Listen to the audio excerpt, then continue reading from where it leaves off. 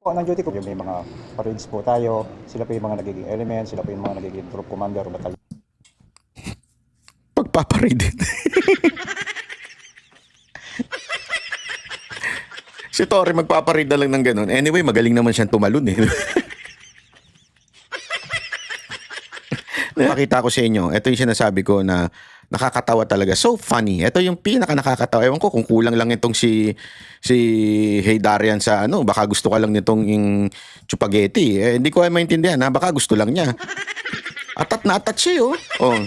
We'll say this again, Torre can become our second president from beautiful... Presidente? Ay. Narito ang Balitang Pinoy TV.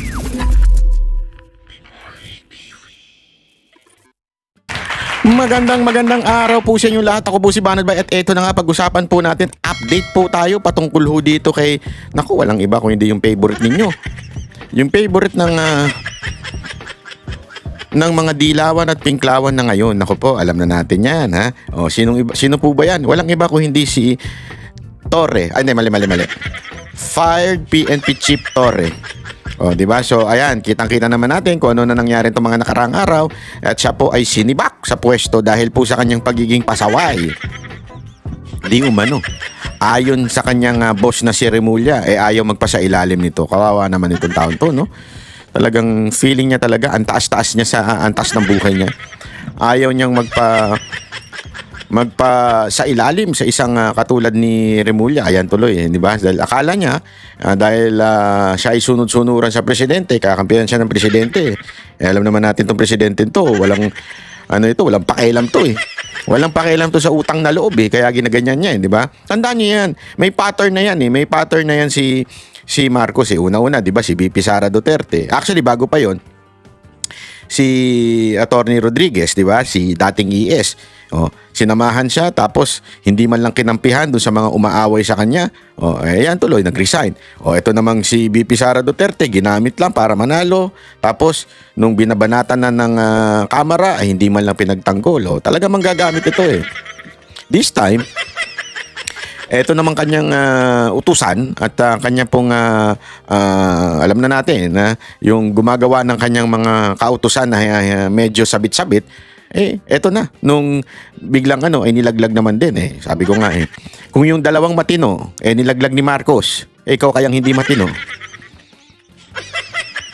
Sa tingin mo, hindi ka kayang ilaglag. Ayan na nga, nilaglag na nga po. At ngayon, mga kababayan, nakatenga. Alam nyo ba? Naka-floating status ata ang... kasi balita ko sa PNP, pag inilagay ka dito, ibig sabihin niyang floating status ka lang. Ibig sabihin para lumulutang-lutang. Wala kang trabaho. At sana masunod yung sinasabi nila na kailangan araw-araw pumasok, di ba? Ewan ko lang kung kaya nilang sa tapang ni Torre, sa tigas ni Torre, sa kanyang pagiging yabang na yan, kaya nilang papasukin yan. Ewan ko lang ha. Sina-challenge niya yung Pero ako sa tingin ko, mamatikas ito si Nartates. Matingin ko, matikas itong maman to. Mukhang pasusunurin niya to si Torre. Kung hindi, isuspindi mo yan. Di ba? Ito. Ano ba yung sinasabi nating floating status? Pakinggan natin tong balitan to ha. Pulis pa rin si dating PNP Chief Pulis patola pa rin. Pulis lang. Nicolas Torre III at kakailanganing mag-report araw-araw sa Camp Crame pag natapos na ang kanyang leave sa Setyembre. Sabi pa ng general, huwag siyang kaawaan sa kanyang pagkakasibak. Nakatutok si June Veneracion. Huwag daw tayo maawa sa kanya. Huwag ka na rin magdrama para hindi kami maawa. Hindi kasi, pa-video-video ka pa eh. Alam mo, tumahimik ka na lang. Di ba, maglaho ka. Sabi ko nga, the best niyan, maglaho ka na lang. Ibig sabihin, hindi ka na mag-appear sa media. Hindi, pagawa-gawa ka pa ng video. Tama, mali. Di ba? Pagawa-gawa pa siya ng video eh. Ang pag-aresto kay dating Pangulong Rodrigo Duterte By virtue of the warrant of arrest issued by the ICC, at ang manhunt kay Pastor Apollo Kibuloy, kabilang sa mga malalaking operasyong pinangunahan ni Police General Nicolas Torre III ako si General Nicolas Torre III. bago siya itinalagang PNP Chief nitong Hunyo. Kaya marami ang nagulat sa biglang pagsibak kay Torre sa pwesto. Sabi ni Torre sa isang video online, Salamat din sa mga naawa sa akin, ngunit hinihiling ko sa inyo, huwag niyo akong kaawaan. Hindi kami naawa sa'yo. Sa totoo lang, walang naawa sa'yo. Deserve mo yan eh. Hindi, ewan ko. Ang naawa lang sa'yo yung si Hey Darian eh. Hindi ko alam kung bakit anong may gusto ba sa'yo yun. Gusto ko ba kainin nun? Hindi ko maintindihan. Pero yun na si Hey Darian lang ang may awa sa'yo. Kami po hindi. Deserve mo yan. Kulang pa nga yan eh. Dapat sa'yo makulong eh. Hindi, honestly dapat sa'yo makulong. Sige, ginawa mo kay Pangulong Duterte? Bakit kami maawa? Ginawa mo sa KOJC, kay Pastor Kibuloy? Yung ginawa mo doon? Dapat ka bang makulong? Kulang pa yan. Hindi kami naawa sa'yo. Tigil-tigilan mo nga. Gusto mo hindi maawa sa'yo pero yung itsura mo, tingnan mo. Nagpapaawa ka? Hindi kami naawa sa'yo. Deserve mo yan. Despite of my abrupt removal as Chief of the Philippine National Police, Oh. okay po ako. Kung meron man tayong dapat kaawaan, iyon ay ang milyon-milyon nating mga kababayan Nako. na paulit-ulit na nagiging biktima ng palagiang pagbaha. Nako. Muling iginit ito na Yung statement na yon pumoporma na sa politika. Agoy. Halata ka, sir. Kung kaya mong ululin yung mga followers mo, kami hindi. Alata na yung mga ganyang galawan. Anong pakialam mo dyan? Di ba? Hindi, if you are really serious, yan wag maawa, serious na okay ka lang, hindi ka na nagsasalita ng mga ganyang bagay. Bakit ka nagsasalita ng mga ganyang bagay? Halatang halata, sir. Huwag tayo maglokohan. Halatang halata. Sus naman, mga ganyang hirit eh. Intindihan niya ang pagtanggal sa kanya ni Pangulong Bongbong Marcos. Nauunawaan ko na kailangan niyang gumawa ng mga mabibigat na desisyon. Pulis pa rin naman ako, and I serve and I still continue to serve at the pleasure of the President and of our country. Inilabas si Tory ang video statement ngayong araw na nagkataong unang command conference na pumalit sa kanyang si Acting PNP Chief, Police Lieutenant General Jose Melencio Nartates Jr. Dinaluhan ito ng halos 100 opisyal mula sa iba't ibang panig ng bansa. I'm very happy to see them today. The morale of the PNP is high as according to their feedback. Ayon kay PNP Public Information Chief, Brigadier General Randolph Tuanyo, hindi na pag-usapan sa command conference kung magkakaroon ng balasahan. Ang utos lang ni Nartates sa kanyang mga tauhan, pagbutihin ang mga police operation at tiyakin ang kaligtasan ng lahat. I reminded each Alam and mo, every ganito dapat ang pulis. Hindi, honestly ganito dapat ang PNP chief. Hindi yung mabulaklak, maraming utos, na alam mo yon, hindi. Ito, alam nyo kasi ang pulis, meron ng format naman yan eh. Meron ng sistema yan. Ipapatupad mo na lang. Diba? Hindi ka na yung magbida-bida. Ito, kailangan 3-minute response. Ganito. Tapos, obvious naman na yung mga trial mo, alata namang coordinated na. Ginagawa mong tanga yung pulis eh. Hindi, honestly sorry, pero ginagawa mong circus ang PNP. Alam mo, ang PNP, dapat ilabas natin yan pagdating sa politika. Diba? Dapat ilabas natin yan pagdating sa usapin ng kulay. Dapat sila ay tagapagpatupad ng batas. Hindi sila tagapagpatupad ng utos. Magkaiba yun. Kasi ang utos ay madalas ay hindi naaayon sa batas kung hindi naaayon sa politika. Yan ang problema. Kaya nga kahit papaano gusto ko yung pagiging professional nito. Na alam mo yon na basta okay na to, ay dire-diretso yung gawain natin, yung trabaho natin, ipagpapatuloy lang natin. Hindi katulad ng isa uupo pa lang, ang dami ng kaipalang ginagawa. Mantakin mo, involve mo yung PNP chief ka, involve mo yung sarili mo sa isang circus na boxing na ikaw ang gumawa. Ikaw lang ang nag-set, tapos kung ano-anong foundation na kailangan mo dyan para tayong gago, para tayong tanga sa circus na ginawa ninyo. Binaboy nyo ang PNP, tapos naka-required yung mga PNP personnel na umattend. Napaka-obvious naman ng mga itsura ng mga taong umattend, alatang puro polis. Di ba? Circus eh. Alam mo, ako, may kahilingan lang ako, Mr. PNP Chief Nartates. Make the PNP professional. Again, make the PNP no color. Di ba? Hindi maka Marcos, hindi maka Duterte, hindi maka kung hindi maka batas. Yun lang. Let's apply what the law says, and I think papalakpakan kayo ng tao eh. Yun lang yan eh. Pero kung yung politika ang iintindihin, katulad na ginawa ni Torre, naku po, yari tayo dyan. Pero I don't think so. Mukhang professional itong tao na ito. one that ang paggawa ng decision nila, is this the honorable thing? It is this for justice? Kaya nga, service, honor, and justice. Sabi ng PNP, aprobado na ang leave of absence si Torre mula August 28 hanggang September 29. Nag-leave of Pagkatapos absence na kanyang pa. bakasyon, kailangan mag-report araw-araw ni Torre sa personal holding and accounting unit. Ayan ha, sir. Asahan namin yan ha. PNP Chief Nartates. Asahan namin na araw-araw magre-report yan si Torre doon. Sana merong mga media doon na i-report kung talagang pumapasok si Torre. Baka mamaya, porket di na pumasok yan. Pero sa tingin ko, yari yan kay General Nartates, kay PNP Chief. Pihaw, kung saan kasama niya ang iba pang pulis na walang posisyon o yung tinatawag na naka-floating status. Ano nga ba ang trabaho ng mga nasa pihaw? Binibigyan din po ng duty ko. May mga parades po tayo, sila po yung mga nagiging element, sila po yung mga nagiging troop commander o batalyon. Pagpaparidin. Si Torre magpaparid na lang ng ganun. Anyway, magaling naman siyang tumalon eh. Okay din tong sagot ni Sir. Ano bang matrabaho niyan? Magpaparade sila yung since siya yung commander doon, syempre, mataas ang posisyon niya. So, siya yung nandun sa gitna sumisigaw na, Tikas! Paika! Di ba? Pwede yun. Magandang trabaho sa kanya yun. Commander sa mga parades. At sila po ay nagjo-duty rin po. Kung ikaw ay Lieutenant Colonel, sila po ay nagjo-duty rin ng mga command duty officer. Para sa GMA Integrated News, June Veneracion, nakatutok, 24 oras. Grabe, yan ang tinatawag na, kung ako, sa'yo, mag-resign na ako. Kung merong pang honor na natitira sa'yo, Torre, kung may honor pa, mag-resign ka na. Hindi, yun ang totoo.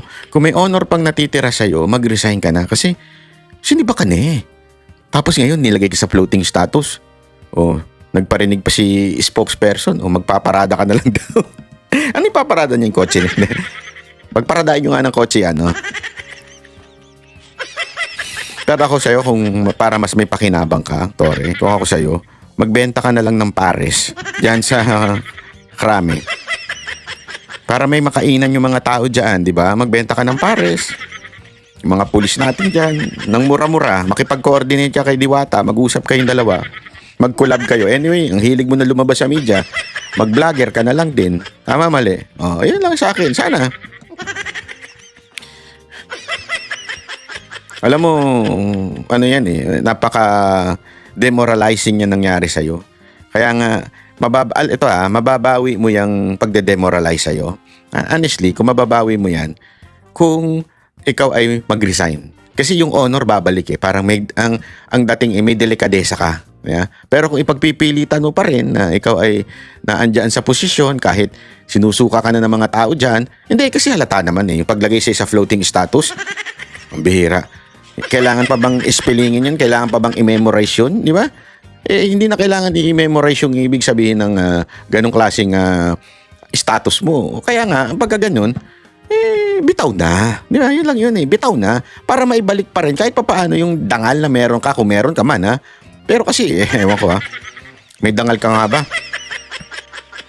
Ito yung sinasabi ko, may papakita ko sa inyo. Ito yung sinasabi ko na nakakatawa talaga. So funny. Ito yung pinaka nakakatawa. Ewan ko kung kulang lang itong si Hey Darian sa baka gusto ka lang nitong yung chupageti. Hindi ko ay maintindihan ha. Baka gusto lang niya. Atat na atat siya We'll say this again. Torre can become our second president from beautiful... Presidente? Ay.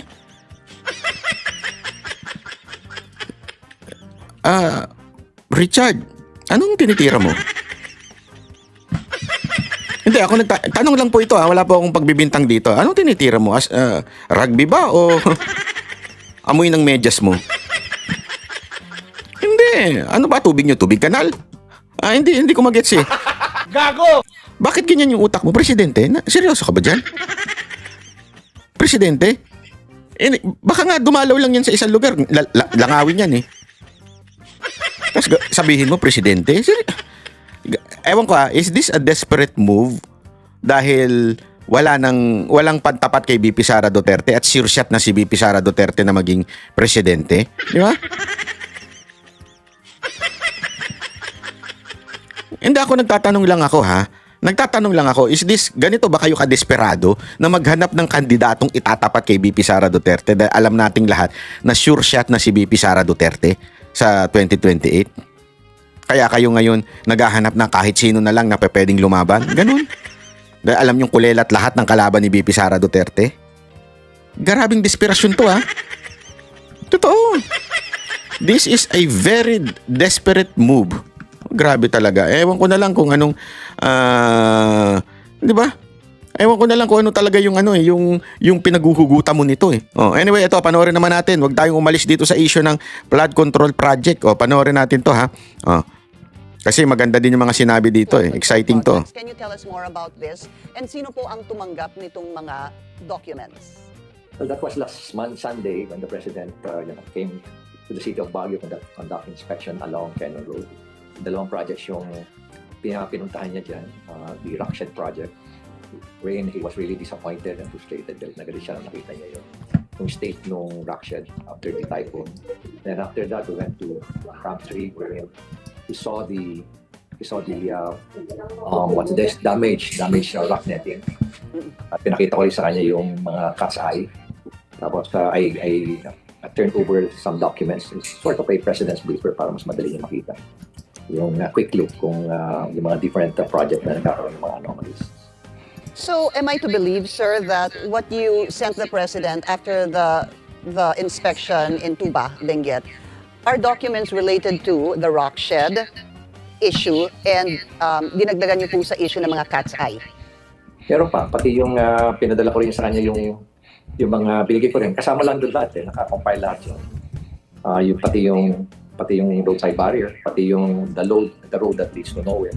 Pati na Grabe, no? The road that leads to nowhere. Substandard na mga buildings niya sa Baguio General Hospital. I see. So, all in Baguio, basically that area, sir? Baguio and Benguet. And Benguet. Sir, saan si the road that leads to nowhere? Come again, napiti? Saan po yung the road that leads to nowhere na isinabit niyo po? Sa Baguio yun sa Baguio area. Ito yung from Luwacan at sana magta-terminate sa Cannon Road pero hindi matapos-tapos. It is being funded multi-year pero hindi matapos-tapos, hindi ma-terminate sa Cannon Road. At bumabagsak na, nagkakaroon na ng erosion yung kanyang mga roadsides. At talagang very challenging yung kalsada na yun. Kaya hindi rin namin alam kung bakit ginawa yan. There was no consultation with the local government, no public engagement also with the communities that are actually residing there. Sino nagpagawa, Mayor? Yung DPWH, Department of Public Highways. At yung allegedly this is the fund was actually provided by the former Congressman Mark Go. The former Congressman, did you say Mark Go, sir? Yeah, former Congressman Mark Go. Okay. So, yun po yung issue doon. And with that, sir, are you supposed to have a meeting with the President about, I guess, more revelations or insights you have regarding infrastructure or pangungurakot, SOP, etc., sir? Well, nabanggit ko nga sa kanya yung mga cost nung pinakita ko sa kanya yung... Ito na nga mga kabalita. Ano na ang masasabi nyo patungkol sa balitang ito? Please comment down below mga kabalita. Pag-usapan natin yan sa comment section. At kung di ka pa nakasubscribe sa ating channel, baka naman